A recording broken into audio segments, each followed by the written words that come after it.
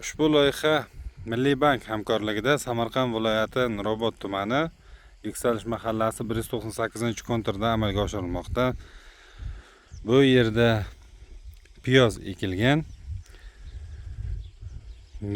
Yer maydoni 10 gektar, uzunligi 198 metr, enligi 150 metr.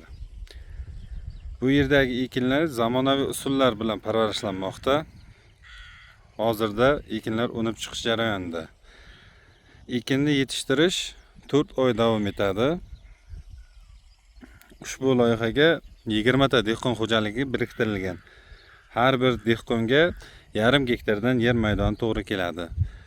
Loyihaning samarali amalga oshishi uchun lider tadbirkor Ravshanbek Ahrorov xizmati mas'uliyati cheklangan jamiyat biriktirilgan.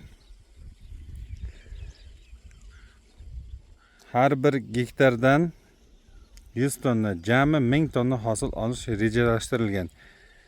Ekin yig'ishtirib olingandan so'ng ikkinchi ekinga ham yuqori daromadli ekin ekish orqali yer egalarining daromadini oshirish niyatidamiz.